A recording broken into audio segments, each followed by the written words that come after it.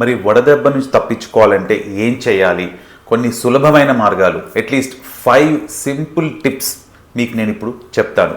మరి వడదెబ్బ అంటే ఏంటి అంటే మన body extreme temperature, extreme heat, బాగా వేడికి ఎప్పుడైతే ఎక్స్పోజ్ అయ్యి, అది కొంచెం సేపు కాదు, ప్రొలాంగ్డ్ ఎక్స్పోజర్, కొన్ని గంటల సేపు ఎలా బాడీ అయితే ఈ ఎక్స్ట్రీమ్ టెంపరేచర్కి ఎక్స్పోజ్ అవుతుందో ఎమర్జెన్సీ సిచ్యువేషన్ వచ్చే అవకాశం ఉంటుంది. ఆ ఎమర్జెన్సీ సిచ్యువేషన్నే మనం సింపుల్గా వడదెబ్బ లేకపోతే మెడికల్గా హీట్ స్ట్రోక్ అని అంటాము. వడదెబ్బ వచ్చినప్పుడు బాడీలో ఏమవుతుంది, ఫస్ట్ గుర్తుపెట్టుకోవాల్సింది, వేడికి ఏమవుతుంది, మనం నీరుని చాలాసేపు వేడి చేసామనుకోండి, ఏమవుతుంది, ఆవిరైతూ గిన్నెలో ఉన్న వాటర్ అంతా ఆవిరైపోయి వెళ్ళిపోతూ ఉంటుంది. అదేవిధంగా మన బాడీ కూడా ఒక గిన్నె లాంటిది. ఇందులో మీకు బహుశా అది ఇంకొక వీడియో చూసుంటే అందులో నేను చెప్పాను, మన బాడీలో 70% నీరే, వాటరే. సో ఎక్స్ట్రీమ్ హీట్ వచ్చినప్పుడు మన బాడీ ఎక్స్పోజ్ అయితే ఆ హీట్కి ఈ వాటర్ అనేది మెల్లిగా క్రమేణా బాడీలో నుంచి ఎవాపరేట్ అయిపోతూ ఉంటుంది. మరి ఆవిరి రూపకంగా కాదు, మరి ఎలా పోతుంది వాటర్ బాడీలో నుంచి, స్వెట్టింగ్ రూపకంగా కొన్ని కనిపిస్తాయి. స్వెట్ అనేది కనిపిస్తుంది, కనిపించని మార్గాలలో కూడా వాటర్ అనేది వెళ్ళిపోతూ ఉంటుంది. మరి కొద్దిగా వాటరే, ఈ 70%లో నుంచి 1%, 2% బాడీ వాటర్ పోయినా మన బాడీ దాన్ని తట్టుకోవడం కష్టం, డీహైడ్రేషన్ స్టేట్లోకి వెళ్తాం.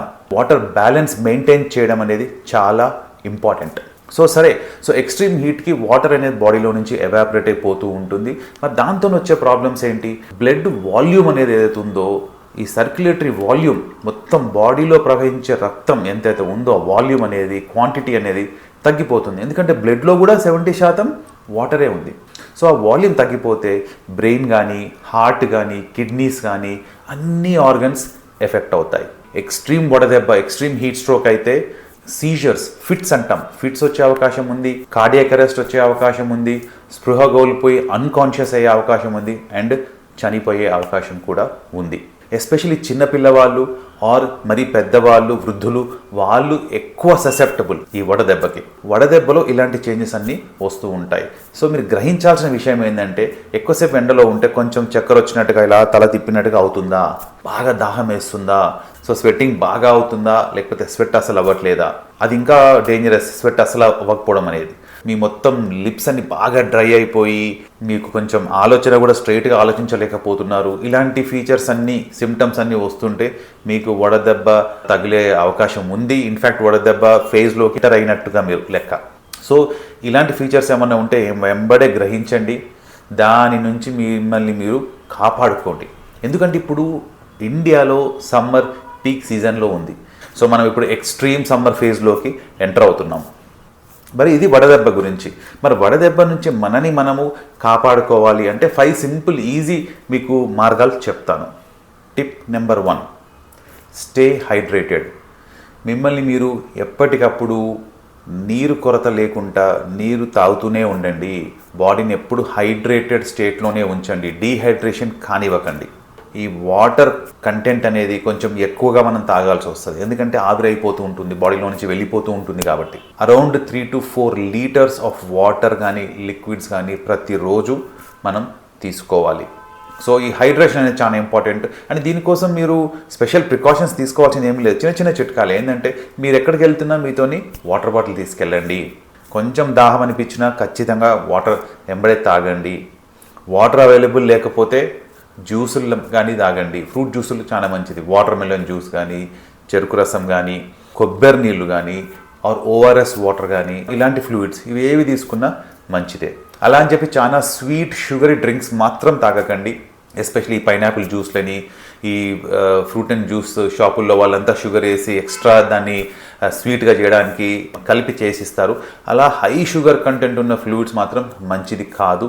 హై షుగర్ అనేది మన బాడీని డీహైడ్రేట్ చేస్తుంది. టిప్ నెంబర్ 2, మరి ఎండ ఎక్కువ ఉండే సమయం ఏదైతే ఉందో, అది ఉదయం దాదాపుగా 11 గంటల నుంచి మధ్యాహ్నం ఆర్ సాయంకాలం అరౌండ్ 4-4:30 ఆ టైం వరకు మీరు వీలున్నంత వరకు బయటకు వెళ్ళకండి, ఇంట్లోనే ఉండండి. ఇంట్లో నుంచే పని చేసుకోగలిగే అవకాశం ఉంటే ఇంట్లో నుంచే పని చేసుకోండి. ఒకవేళ మీరు రోడ్డు పైన తిరగాల్సిన అవసరం వస్తే, మీ జాబ్ పరంగా కానీ, వేరే అర్జెంట్ పనిగా కానీ బయట వెళ్ళాల్సిన అవసరం వస్తే ఖచ్చితంగా ఒక హ్యాట్ కానీ లేకపోతే ఒక అంబ్రెల్లా కానీ తీసుకొని డైరెక్ట్ సన్ ముఖం మీద కానీ బాడీ పైన కానీ పడకుండా చూసుకోండి. అండ్ వీలున్నంత వరకు షేడ్లో ఉండండి. బయటికి వెళ్ళినా షేడ్లో, చెట్లుంటే చెట్ల కింద కానీ లేకపోతే బిల్డింగ్స్ ఉంటే నీడలో కానీ షేడ్లో ఉండండి వీలున్నంత వరకు. So avoid direct sunlight exposure. Tip number 3, మీరు వేసుకునే దుస్తులు, బట్టలు ఏవైతే ఉన్నాయో అవి చాలా ఇంపార్టెంట్ అండి. ఎండాకాలంలో లైట్ కలర్ బట్టలు వేసుకోవాలి, కొంచెం లూజ్గా ఉండాలి. కాటన్ కానీ లినెన్ కానీ ఇలాంటి బట్టలు, దుస్తులు ధరించడం చాలా ఉత్తమం. ఎందుకంటే అందులో ఏరియేషన్ అంటే ఎయిర్ సర్క్యులేషన్ అనేది ఫ్రీగా ఉంటుంది.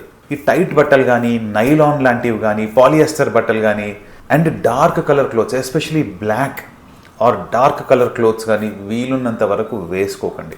టిప్ నెంబర్ 4, మనం తినే ఆహారం చాలా ఇంపార్టెంట్ అండి. ఎండాకాలంలో వీలున్నంత వరకు మీరు ఎక్కువగా కారం పదార్థాలు కానీ స్పైసీ పదార్థాలు కానీ తినకండి. ఇందాక చెప్పినట్టుగా ఎక్కువగా షుగరీ ఫుడ్, అదేమన్నా కానీ స్వీట్లే అనుకోండి, ఫ్రూట్ జ్యూస్లే అనుకోండి, బాగా తీయగా ఉన్న తీయటి పదార్థాలు వీలున్నంత వరకు తినకండి. కాఫీలు, టీలు, especially coffee more than tea, ఎక్కువ కాఫీలు తాగకండి. ఎందుకంటే కెఫీన్ ఏం చేస్తుందంటే మనకి కిడ్నీస్ని స్టిమ్యులేట్ చేసి మూత్రం పోయేలాగా, ఎక్కువ యూరిన్ పోయేలాగా చేస్తుంది. ఎక్కువ యూరిన్ పోతున్నామంటే బాడీలో నుంచి వాటర్ వెళ్ళిపోతుందని అర్థం. సో ఎక్కువ క్యాఫీన్ కానీ క్యాఫినేటెడ్ ప్రోడక్ట్స్ అంటే థమ్స్అప్లు, కోకోకోలా ఇవన్నీ మంచిది, ఎండాకాలంలో చాలా మంచిదని చూపిస్తూ ఉంటారు. అవన్నీ నమ్మకండి. క్యాఫీన్ ఎక్కడైతే ఉందో అక్కడ మీరు డీహైడ్రేట్ అయిపోతారు. షుగర్ ఎక్కడైతే ఎక్కువగా ఉందో అలాంటి పదార్థాలు తీసుకుంటే మీరు డీహైడ్రేట్ అయిపోతారు. సో వాటికి దూరంగా ఉండండి, కారంకి దూరంగా ఉండండి. ఎక్కువగా ఆయిలీ ఫుడ్ కానీ ఫ్రైడ్ ఫుడ్ కానీ అలాంటివన్నీ కూడా తినకండి.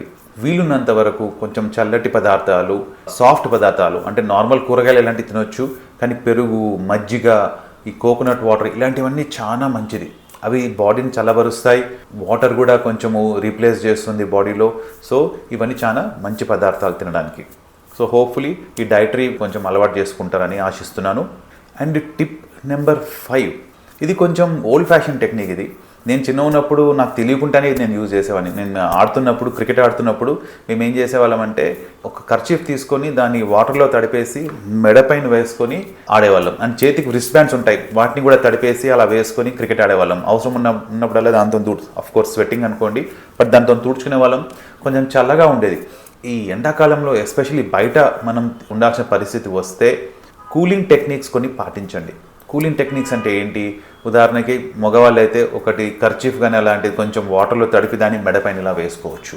ఆడవాళ్ళు అయితే కొంచెం ఇలా చెవులకు కానీ నెత్తిపైన కానీ అలాంటి స్కార్ఫ్ లాగా కూడా కొంచెం వెట్టి చేసుకొని వేసుకోవచ్చు. ఆర్ చేతికి బ్యాండ్స్ వస్తాయి, అలాంటిదైనా వేసుకోవచ్చు. ఇక్కడ ఫ్యాన్ ఉన్నా, ఏసీ ఉన్న అవకాశం ఉంటే ఖచ్చితంగా అక్కడ కొంచెం కూర్చోండి, మీ బాడీని కూల్ చేసుకోండి. సో ఇవి సింపుల్గా 5 టిప్స్ మిమ్మల్ని మీరు వడదెబ్బ నుంచి కాపాడుకోవడానికి. సో హోప్ఫుల్లీ ఈ టిప్స్ మీరు పాటిస్తారని అనుకుంటున్నాను. ఇవి కాకుండా మీకు ఇంకేమైనా కొత్త టిప్స్ కానీ ఇదిగో ఇది నేను పాటించాను, ఇది చాలా యూస్ఫుల్ అని మీకు అనిపిస్తే అది ఖచ్చితంగా కొంచెం కమెంట్స్లో పెట్టండి. వేరే వ్యూవర్స్కి కూడా అది చాలా యూజ్ అవుతుంది. అండ్ ఈ వీడియో మీకు నచ్చితే లైక్ చేయండి, షేర్ చేయండి అండ్ ఖచ్చితంగా థమ్స్ అప్లు కూడా ఇవ్వండి. ఇంకొక వీడియోతో మళ్ళీ మీ ముందుకు వస్తాను. ఇట్లు మీ డాక్టర్ చక్రి.